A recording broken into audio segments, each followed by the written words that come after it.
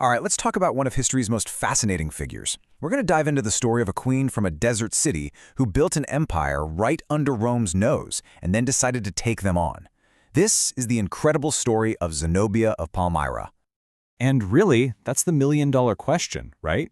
How on earth did one queen from a city that was basically a glorified trading post in the middle of the desert manage to bring the Roman Empire, the undisputed superpower of the world, to its knees? So, to really get how Zenobia pulled this off, we've got to set the stage. You have to understand the world she lived in.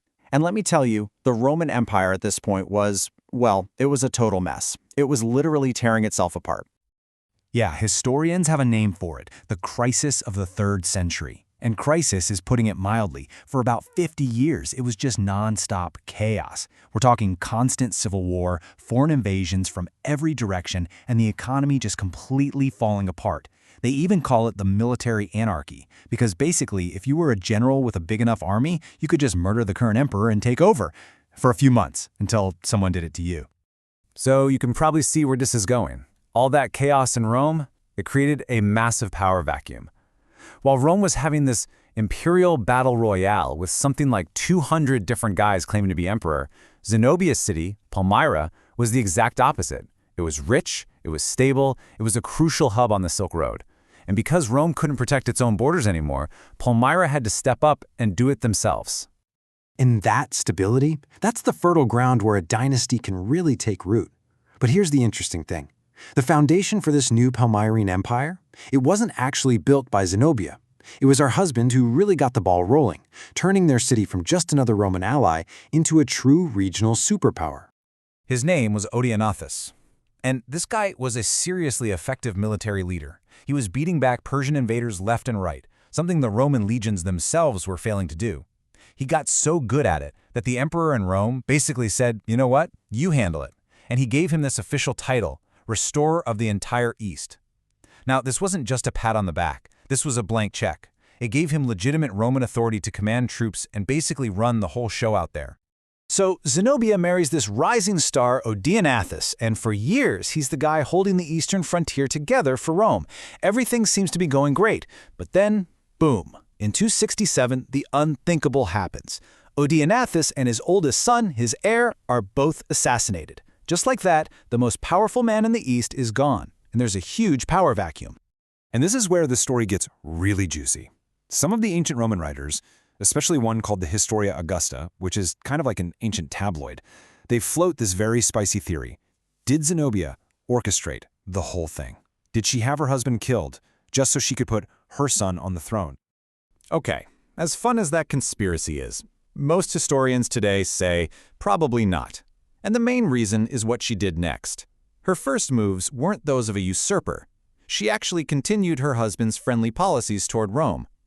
The more likely story is that it was some kind of internal family squabbler or local rivalry. But Zenobia, being the political genius she was, didn't let the crisis go to waste. She saw an opportunity, and she took it. So now her young son Vassalathus is officially the ruler, which makes Zenobia the queen regent, the one actually in charge. And this is the moment everything changes. She's not just keeping the seat warm anymore. She's about to start building an empire. And her first move is incredibly subtle, but also a huge slap in the face to Rome. See, in Rome's eyes, her husband's title was just a job they gave him. It wasn't something he could pass on. But Zenobia, she acted like it was a royal crown, a hereditary right that automatically passed to her son. By doing that, she was basically telling Rome, we don't work for you anymore, we're a dynasty. And if that wasn't bold enough, in 270, she goes for the jugular. She sends her best general, a guy named Zabdus, to invade and conquer Egypt. Now you have to understand, Egypt wasn't just some random province. It was Rome's breadbasket. It supplied the grain that fed the city of Rome. By taking Egypt, Zenobia wasn't just conquering territory. She was literally taking control of Rome's food supply. There was no coming back from that. War was now a certainty. And just look at what she built. By 271, her empire was enormous. I mean, it stretched from what's now Turkey all the way down through Egypt. She had it all, the key trade routes, a huge amount of territory, and most importantly, her hand on the top of Rome's grain supply. Zenobia was also brilliant at PR, and you can literally see her strategy play out on the money she minted. In the beginning, the coins showed her son's face on one side and the Roman emperor's on the other. It was this very clever political message, saying, hey, we're partners, we're all on the same team here. A very careful game. But by 272, she was done playing nice. The mask came off. She minted new coins, and this time, the Roman emperor was gone. Instead, you had her son with the title Augustus, emperor, and herself with the title Augusta, empress. This was a direct, unmistakable declaration of independence. She wasn't just a rebel anymore. She was claiming to be Rome's equal. But Zenobia made one fatal miscalculation. Just as she was at the absolute height of her power, a new emperor came to the throne back in Rome. And this guy, he was not the kind of man who was going to let a rival empire exist on his watch. His name was Aurelian, and he was an absolute military powerhouse, a brilliant, no-nonsense general whose one and only mission was to reunite the fractured Roman Empire. They even gave him the title Restator Orbis, the restorer of the world. And guess what was at the top of his to-do list? Taking back Zenobia's empire. And you can see just how smart he was on the battlefield. At a really important battle, the Battle of Emei, he was up against Palmyra's best troops, their heavy cavalry, which were like ancient tanks. So what does Aurelian do? He has his own cavalry fake a retreat. They pretend to run away, and the Palmyrens, smelling blood, chase after them. But it's a trap. He leads them on a long, hot, exhausting chase until they're completely spent. Then he turns his fresh troops around and just wipes them out. Simple, but absolutely brilliant. After a couple more of those crushing defeats, it was all but over. Zenobia realized the game was up and fled from her capital, Palmyra. She made a desperate run for the Persian border, hoping to find allies. But she didn't make it. Aurelian's cavalry caught up to her near the Euphrates River and captured her. The Great Rebellion was finished. But capturing the queen? That was just the start. What came next shows you exactly what happened when you defied Rome, especially a newly re-energized Rome. So the big question is, what happened to Zenobia herself? The historical sources actually disagree. Some of the grimmer accounts say she was either executed or died from sickness or starvation on the long trip to Rome. But the story that most historians believe today is actually pretty surprising. They say Aurelian spared her life. He paraded her through Rome in golden chains during his triumph, which was a massive public spectacle. But after that, he gave her a fancy villa in Tivoli and let her live out the rest of her life as a wealthy Roman noblewoman. But here's the brutal twist in the story. Aurelian may have shown mercy to the queen, but he showed none to her city.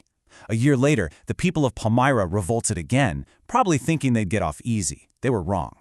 Aurelian marched his army all the way back, and this time he was furious. He ordered the city to be completely sacked, its walls torn down, its temples looted. He shattered Palmyra's power for good. So, Zenobia's empire was short-lived, but her story has lasted for centuries. To really appreciate her legacy, though, we kind of have to peel back the layers of myth that have built up over time. The popular image of Zenobia is this warrior queen, riding a horse into battle with a sword in her hand. But the reality is, I think, way more impressive. She wasn't a frontline general. She was a brilliant politician, a gifted administrator who held a huge, diverse empire together, and a master strategist who played chess with the Roman Empire and almost won. Her real weapons weren't swords and spears. They were diplomacy, propaganda, and a razor-sharp political mind. Which brings us to the final, big question about her legacy. How should we see her? Was she a freedom fighter, stepping in to create order and security when Rome couldn't? Or was she just another ambitious rebel who got a little too greedy and flew too close to the sun? I think what her story really teaches us is that when an empire is falling apart, the line between a restorer of order and a rebel is pretty blurry. And a lot of the time, it just comes down to who's left standing at the end.